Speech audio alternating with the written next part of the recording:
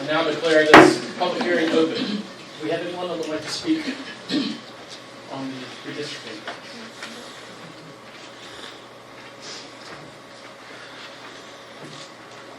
We do not have anybody to speak? No one has signed up. Okay. Is everybody good? All right, I declare this public hearing closed. I did have a question. I responded online. What happened to those answers? They're right here. We're looking. I don't have that. I don't know. Well, we don't have anything that contains anyone's names or anything like that. But we are looking at a list of the feedback that has come over that folder. So, I mean, if you put something and submitted it through that portal, it's reached our eyes, the administration. I mean, I can make a comment. If you'd like, well, I guess technically, You've already yeah, closed it. Mr. Chairman, he can reopen, I guess, if he wants. But if you'd like to make a comment. You want me to do it from here? Well, let me be a little bit, we've got to kind of follow the law here, so, because public hearing is a little bit touchy. We have a motion to reopen the public hearing. I make that motion. Have a motion, do we have a second? Roll call, please, Ms. Willis. Mr. Aaron. Yes. Mrs. Fitzpatrick. Yes. Mr. Franson. Yes, ma'am. Mr. Littleton. Yes. Mrs. Morgan. Yes. Mrs. Scruggs Duncan. Yes. Mr. Wright. Yes. All right, ma'am. If you would like to come up here and state your name, your address, and we'll give you 3 minutes to discuss any questions. My name is Lynn Agee. I live at, where are we going? 3515 Longdale Furnace Road. I am a school bus driver for Alleghany High School. My main question is that my bus route is Ingalls Street and the Heights and Fairview Heights. And I wanted to know that the district that's been set up cuts my route on Ingalls Street in half. Okay? What's the criteria behind cutting a natural division place in Clifton Forge? Ingalls Street's always been a division between east and west. You know, what criteria did you use? I know you have certain number of kids that you can have in classrooms, in the schools and stuff like that. But I never saw anything online or anything about the criteria behind where the decision was made to put this division line. I know there's other places in the county that there may be still some same questions that I had. I'm not against it, but it's going to make it difficult for people who have had their kids in school. I've been driving since 2014, and a lot of the kids I started in kindergarten, and now they're in the 4th grade or 5th grade, and they're going to be so confused when they're no longer going to Mountain View, but then having to be bused to Sharon on a whole separate bus. And I know these are issues that are going to come up. I understand that. But what criteria did you make, or who made that decision to cut it in an unnatural way? The place that they put that barrier or that division it doesn't make sense to me. It should be Ingalls Street and then, you know, whatever's around. And to be perfectly honest, Fairview Heights is going to Sharon, I believe, right? In that district, I believe Fairview Heights is going to Sharon. I think that. Yes. There's only one student in the elementary school that I pick up in Fairview Heights. One. There's only one other student that I pick up beyond 818 Ingalls Street. So we're talking 2 kids. And I just was questioning the criteria. So, one question. You drive for Mountain View, correct? I am assigned to Alleghany High School District, but I drive for all the schools. I drive for, not all of them, I drive for Mountain View on the first run, for the elementary run, and then I go back and do a second run for CMS and AHS. Well, first of all, thank you for your service, and thank you for your concern and being here. This is one of those things that, you know, the bus drivers definitely are, it's going to take some work. And you know, personally, I know parts of the West End, but I don't even know what signifies Fairview Heights. And that's one of the reasons it's good to have different board members on the board that understand these. And I believe Ms. Morgan actually brought up something about that. Ms. Morgan, but she raised literally the same thing. I raised the same point. And, you know, I agree 100%. Yeah. It's not a natural cutoff. And I know we did read these comments because a comment came in questioning why I was suggesting what I was suggesting. And I was suggesting last meeting, what I was suggesting is a natural bus route. You know, go down Ingalls, go up Forest Hills, loop back around. I'm not But that's what I married do to, now. yeah, I'm That's not what I- married to anything, but that's not a natural cutoff. We Yeah. need to make it make sense for the bus And the route. other thing is that 818 is across the street Yes. from Richmond, Yes, and there's the little Chinese family that lives there, and they have 4 people that get on the bus. Now, where are they gonna go? right. They're It's, right in that cutoff And part. Richmond is a one-way street, right? Yeah, It's a dead it's- end. it's it's a dead end. It's She a couldn't little turn town. around her It's not bus even a there. full block. So that was why I brought up what I Yeah. did, just to clarify if anybody's here that asked that question. That's a great question, and I don't mind sharing why I suggested that, being a Clifton Forge native and living in that neighborhood. And I have talked to Mr. Tyree about this, and, you know, he said it's something that it does make sense if the board agrees we can move that boundary, but it doesn't make sense where it's at. I agree with you. So thank you for sharing those thoughts and speaking that, because it is a difficult turn there. 'Cause I'm We gonna have offered Mr. Vaughn's driveway, but I don't know if he's okay with that, you I know? mean, I'm gonna have some parents that are gonna be quite upset. Yeah, so we do need a more natural route for Yeah. yours. Thank you. Now, I think there are definitely a few things that we're probably gonna need to tweak, just a house here and a house there, and little turnarounds and things. I know that Mr. Tyree said that they were gonna have, once we kind of figured out this plan, that they were gonna go out and drive it with the buses and make sure. I know that there are quite a few places that are very natural. Rich Patch, the Cliffdale Christian Church, they can make a loop around there, and that separates the Gina Watson district from the Mountain View district and things like that. But I think once you start getting into things like Clifton Forge and little individual streets and when we don't have a big barrier cutting things off, I think there are definitely some room to move things around. But Mr. Wright, I don't know what the protocol is on Robert's rules about public hearings. But the public haven't had a whole lot of time to ingest this map. And I'm going to suggest that we table anything and maybe even, I don't know, do you hold a public hearing open until the next meeting? So the public has a chance to really ingest, and I had made a suggestion that the households that are going to have a change receive a letter that change is happening, because I think we're depending on the media and public information for some of these folks to understand where their child's to go next year. So I think maybe there's not a true urgency on voting on this until we've had a chance, but the public has had a chance to really see the map. I think what you know, in the Alleghany Highlands, we lost our birthing unit at the hospital many years ago. So it's hard to tell how many kindergarten kids we're going to have registering. And I know that has always been a problem in the history of Alleghany County schools. We don't know how many kids are going to be registering. So one of the kind of the sense of urgency for this is because we're supposed to have kindergarten orientation between now and our next meeting. So I think that's going to help us. I know a few years ago, Callahan had about twice as many kindergartners as they thought they were going to have in that district, just because there's no real way to tell it. And you can rely on the census, but people move around, and the census is every 4 years. And so I think part of the reason there's a little bit of urgency here, correct me if I'm wrong, is for this kindergarten orientation. Now, just because a kid goes to kindergarten orientation at a specific school does not mean that they have to go there.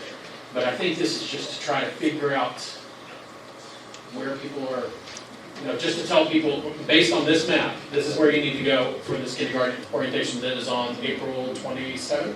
Based on, 20th. Based on the proposed plan. Based on the proposed one. So that's for kindergarten students, and we may know where there are households, where there are students that are in school now that have siblings that will be in kindergarten. Do we know, do we have that number? Not to interject, but we don't have that number in a real solid format. One thing that could help, we certainly have the capacity to robo-message everyone in the division who has accurate contact information. That might be, I know sometimes mail is sometimes a little challenging, and I completely appreciate that. But to simply robo-message that this information is available on our website. You know, we don't do that for every news item because we don't want to inundate Right. people with information if they don't need it. But that would be a fair solution perhaps if that's something that's amenable to the board. And then have them register at the kindergarten, at the school, that the proposed plan shows for their address.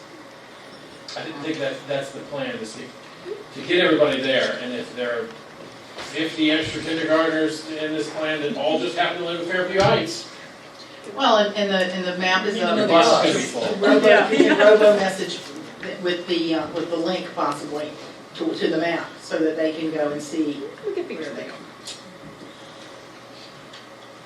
But this is not an action item tonight, this is just the public hearing portion of this. But I think there may be some public that might want to be heard after they've had a chance to look at the map. And so I would like to leave that opportunity open for our next meeting as well, before we take the action. It will be an action item at next meeting, but before it is an action item at the next meeting, we will have a public comment period. So if people want to comment at that period, and then we will be able to discuss it as a board. I think it just gives, it's a good faith effort to make sure that all the households understand and have plenty of time to ingest it before we take any action. I So agree. that we can know if there's I agree. true problems we don't know about. Now, if we can just get birthing unit back in the hospital, Let me see about that. maybe we could get some more accurate numbers. Because people can go to Waynesboro, they can go to Roanoke, and they can go to all these different places to have the babies, and we never know exactly who's coming back to Alleghany County. Or the Alleghany Highlands, sorry. Any other questions? Anybody else want to speak in public? Yes, Can we come up with a absolutely. Now that we broke the ice. Yeah, sorry, I had the nervous jitters there. We have custody of a child who has started early childhood at Sharon. We live up on the Heights, kind of like 2 blocks from the cutoff. This child has been through so much already in his life. He finally has some stability.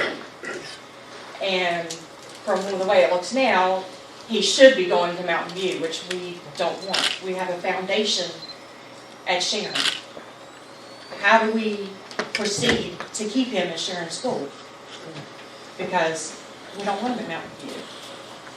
I don't mean to be too procedural, but for the minutes, can you state your name? Oh, I'm sorry. Yeah, I'm sorry. My name is Carla Malcolm. And I'm Troy Malcolm. Thank you, appreciate that. Well, I think that's, you know, Let's see. it's a tricky situation, but you know, I think we're going to look at every child individually and how things have gone, where they've started school, those types of things. You know, He's one of those that's going to kindergarten. And just out of curiosity, are you off of Ingles? We are On Madison. on Madison. So you are off of All Ingles? for you. Yeah, this nice lady picks up 2 of my children right now to go to middle school. I'm just trying to figure out where the physical We're at barrier is. we're at the end of Madison, we're like 2 blocks from the park. This little boy has been through a lot. You know, he's got 3 other siblings. They're going through the same thing. He's got a brother who's 6 years old, and he's 4. It's at Sharon also.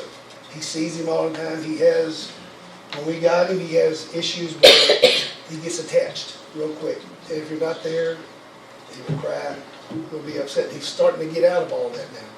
And when we first went there, there was a lady there, Miss Tickman. Miss Tickner. She's not there now, and based on She's her. not there? Yeah, one of her questions was, do you plan on keeping him here? And we were like, yeah, and now this kind of, And if he goes to another school, he sees nobody he knows, not even a teacher from last year or anything, I don't think it's gonna be too good for him. It really ain't.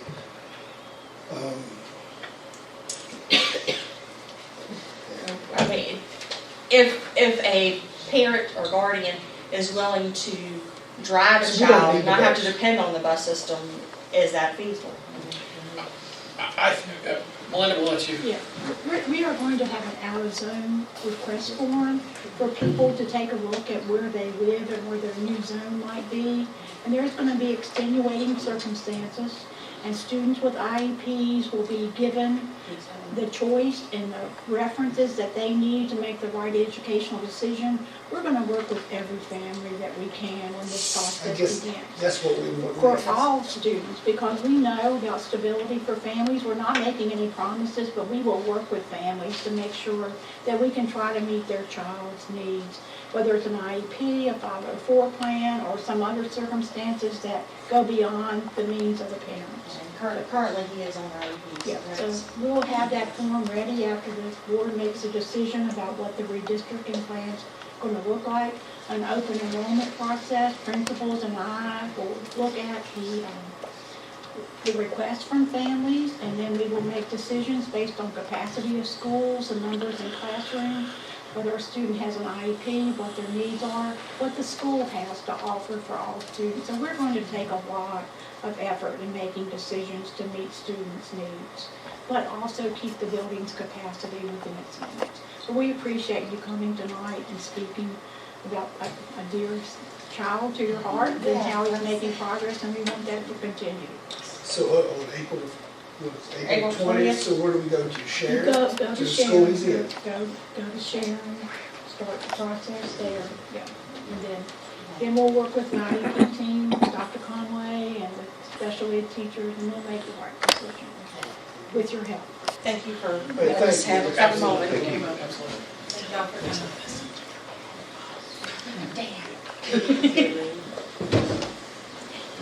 Do we have anyone else? All right, thank you all. Sure, last chance. Going once, going twice. Unless you want to. Oh, here's he comes. Man, that was a little too late. Jennifer Smith, Sammy's Road. I know you all got my email. I'm sorry, it was 4 pages.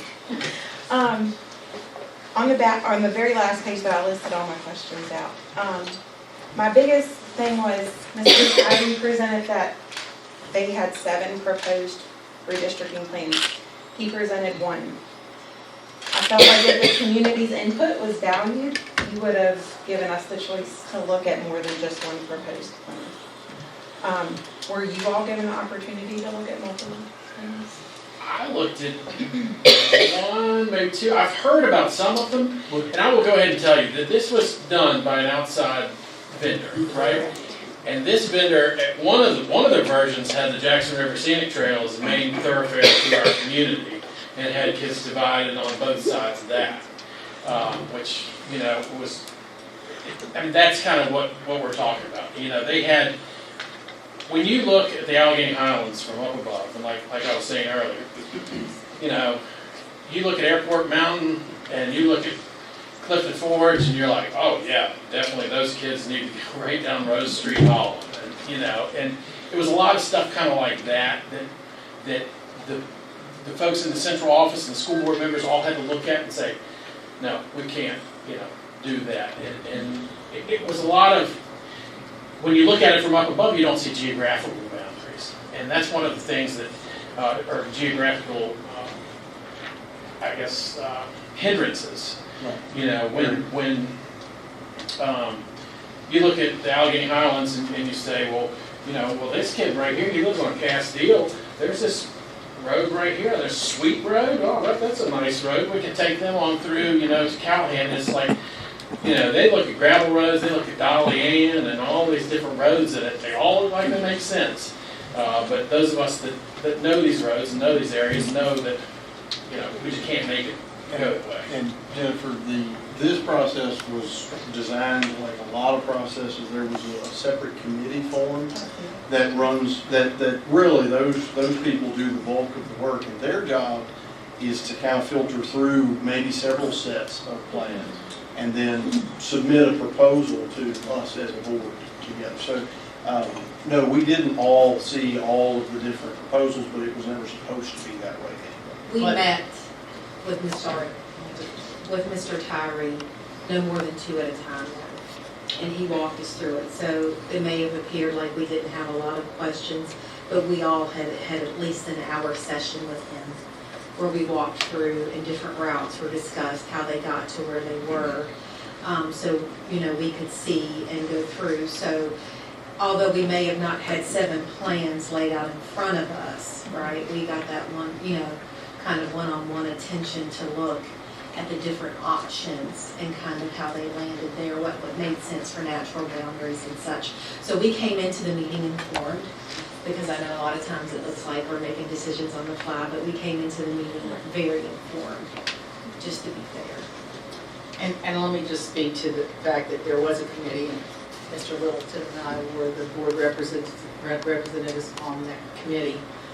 We used a company called TransFinder, and this is they also help us with the bus routes. So when you hear there were 7 plans,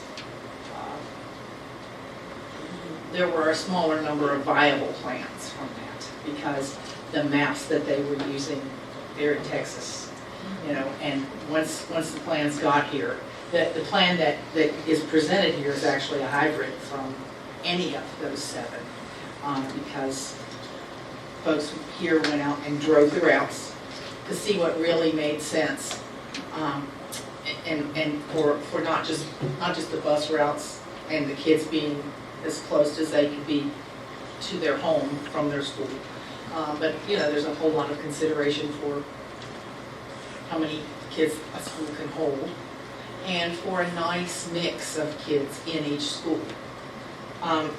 You had a lot of these questions I can answer just with that statement, that there was a Right. committee, and that there weren't 7 viable plans, and even the plan that you're looking at took some of the plans and blended them, and then once the routes were driven, that's what determined the fine tuning of the details as to what made sense. Looking at all these other questions, see if I'm gonna leave it there, and then your other questions as you're going through them. So